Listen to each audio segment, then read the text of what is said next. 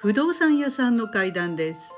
YouTube のミミちゃんチャンネルというお料理動画を配信しているミミさんという方がいるのですが、動画で簡単に作れる家庭料理を紹介しています。ミミさんは怪談に特別興味があるわけではないのですが、つい先日ひょんなことからそのミミさんから面白い話をいただきました。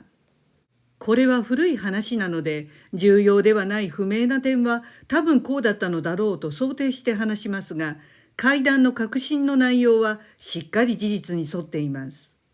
それはミミさんがよく知る知り合いのおばあさんの体験談だそうです。多分ミミさんのおばあさんぐらいの年代だと思いますので、今70代後半から80代前半ぐらいの方ではないかと思います。そのおばあさんを仮に初江さんとしておきますが、その初江さんがまだ結婚したばかりの頃の話です。初江さんが嫁いだ先は長野県の田舎で、旦那さんの家族はみんな良い方だったそうです。ところが嫁いで一月もしない時でした。初江さんはある朝起きた時、まぶたが重く開けにくくなっていたのに気がつきました。それで鏡を見ると、なんと目の周りがひどく腫れていたんだそうです。まるで太いミミズバレのように赤く腫れ上がっていたそうです。虫に刺されたのか何かの植物にかぶれたのか原因は分かりませんでした。最初は冷やせばそのうち治るだろうと思っていたのですが、どんどん腫れがひどくなり、お昼頃にはもうお岩さんのように片目の上にコブができたようになっていました。初江さんの夫も夫のご両親も心配し、すぐ病院に連れてってくれたそうです。ところが病院に行って医者に見せても原因がよく分かりませんでした。原因不明なので対処療法的な薬を処方してもらったのですが、一向に良くなりませんでした。嫁いですぐに起きた異変でしたから、初江さんはご近所の目が気になって仕方がなかったそうです。その上毎日の家事はこなさなくてはならず、腫れた目のまま外出もしなくてはならなかったようでした。焼け石に水でしたが、薬を続けて何とか耐え忍んで数週間が経った頃です。まぶたの腫れは一向に引かないのに、初江さんは自転車で移動中に事故を起こして怪我をしてしまったそうです。ところがその怪我も完治していないうちに、今度は足の骨を折るという事故に遭いました。そしてその後も頭の上に物が落ちてきたり、初江さんに起こる不運は続いたそうです。いつまでたっても治らないまぶたの腫れと、次から次へと初江さんだけに起こる不運を見て、周りの人もだんだん不可解に思うようになり、初江さん自身も何かのたたりではないかと思い出したそうです。結局その後も初江さんのまぶたの腫れはどんな治療を施しても全く良くなりませんでした。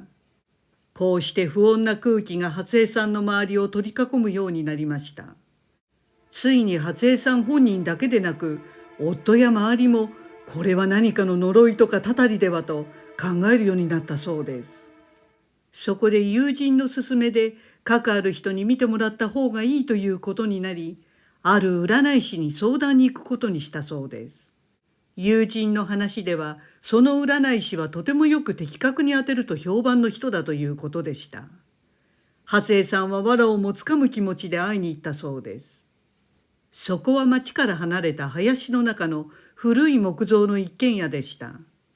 玄関先から〇〇ですと声をかけると、ガラスの引き戸が開き、中から高齢の女性が現れました。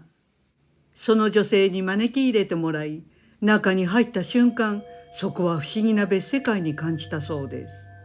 そして座敷に案内され、女性は水晶などの道具を使って初江さんを占ってくれました。しばらく沈黙が続くと、ふーっとため息をつき、占い師の女性が口を開きました。あなたの住んでいる家の庭に井戸がありますね。その井戸の中に包丁が一つ落ちています。それを取り除かなければなりません。それがすべての元凶です。と言ったのです。初江さんはにわかには信じられませんでした。ほとんど枯れてしまった井戸に包丁が落ちているなんてありえないと思ったそうです。半信半疑でしたが、女性にお礼を言って急いで家に帰りました。そしてまさかと思いましたが、すぐにその井戸の中を覗いてみたそうです。すると井戸の底に一つの古い包丁が落ちていたんだそうです。初江さんは血の気が引くほど驚いて、すぐに包丁を取り出しました。恐るべき占い師でした。そしてその占い師の言う通りだったのです。なんとその直後から初江さんのまぶたの腫れはみるみる引いていき、あっという間に治ってしまったそうです。家族も初江さん本人もこれには相当驚いたということでした。不動産業に関わると、その土地の井戸にまつわる不思議な話をよく耳にしますが、これは結構珍しい話だと思いました。